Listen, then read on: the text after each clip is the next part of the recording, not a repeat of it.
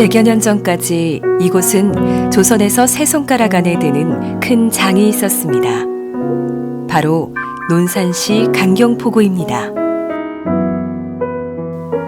포구를 한눈에 볼 수 있는 옥녀봉에 올랐는데요. 번성했던 시절은 지나갔지만 당시 강경의 모습은 조선시대 지리서인 택리지에서도 찾아볼 수 있습니다.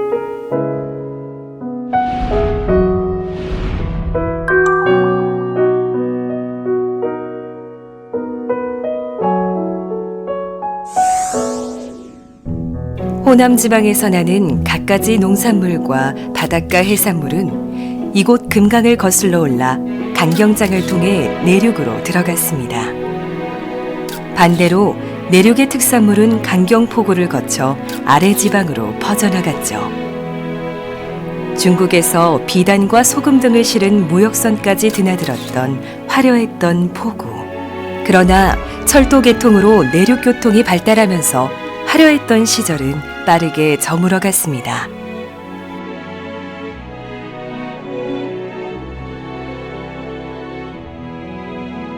옥녀봉 남쪽 암벽에는 그 시절을 말해주는 흔적 하나가 있습니다. 밀물과 썰물의 발생 원인과 시각, 높이를 기록해둔 조석표입니다.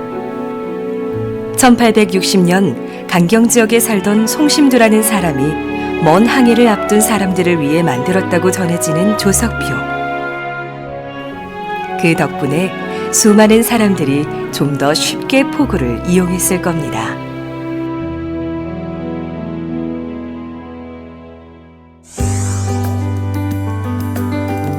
강경의 옛 모습을 말해주는 것 중 빼놓을 수 없는 장소가 있는데요. 바로 항산포구입니다. 바다도 아닌 강에 서 있는 등대.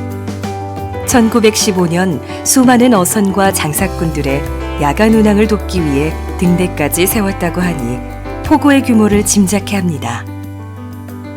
더불어 이곳을 통해 수많은 농산물이 일본으로 건너갔던 역사도 엿볼 수 있죠.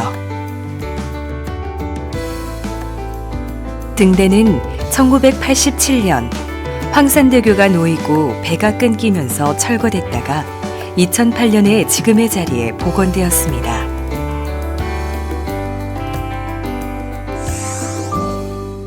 옥녀봉에서 시내로 내려오면 1900년대 초반 근대의 흔적들을 만날 수 있습니다. 대표적인 것이 이곳 강경노동조합 건물입니다. 1920년대까지 강경포구를 통해 대부분의 해산물과 수산물이 내륙지방으로 유통되었으니 포구에서 하역 작업을 하는 노동자들도 그만큼 많았는데요. 1910년대 중반에 780여 명의 노동자들에 의해 강경노동조합이 결성되었습니다. 당시 근대의 물결 속에서 전통시장과 민족 자본을 지키려는 목적으로 강경객주들이 중심이 되어 조직한 노동조합이었죠.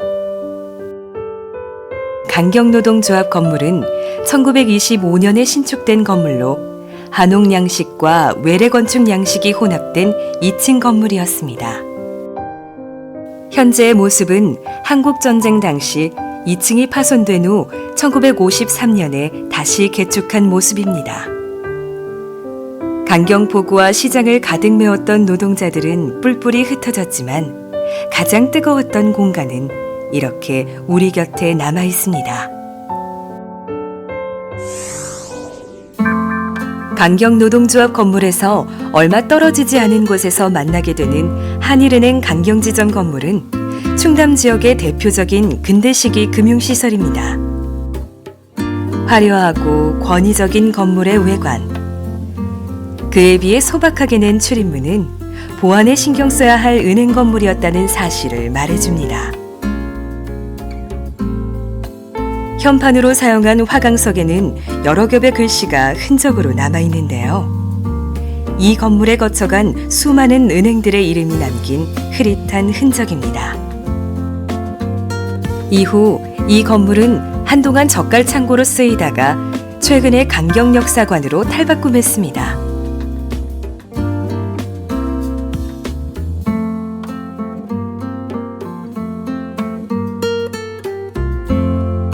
지나간 시대와 지나간 삶이 남긴 손때 묻은 물건들이 이제는 지난 추억의 향기로 남아있고, 벽에는 강경의 역사를 되짚어 볼 수 있는 옛 사진들로 장식되었습니다.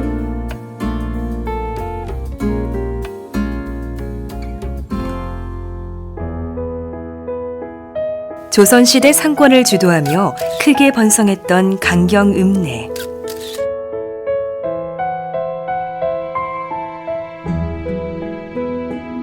그 거리는 최근 강경 근대거리로 새롭게 꾸며지고 있습니다.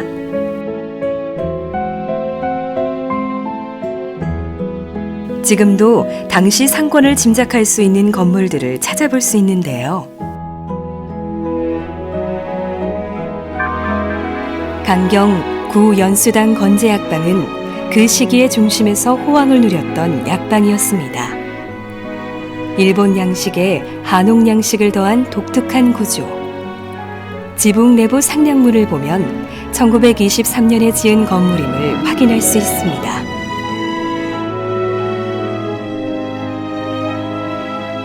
약방의 2층 창문으로는 활기 넘치는 장터거리가 내려다 보였는데, 남사당패, 약장수 등 그 유명한 강경장의 볼거리는 실로 대단했다고 합니다. 100여 년 전 조선에 가장 번성했던 포구와 시장, 일본의 자원 수탈과 그 속에서 살아갔던 사람들.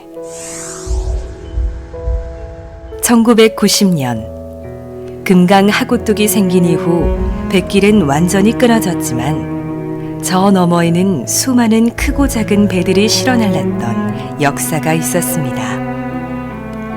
그 역사의 물결은 멈췄지만 우리가 기억해야 할 삶의 이야기는 여전히 남아 있습니다.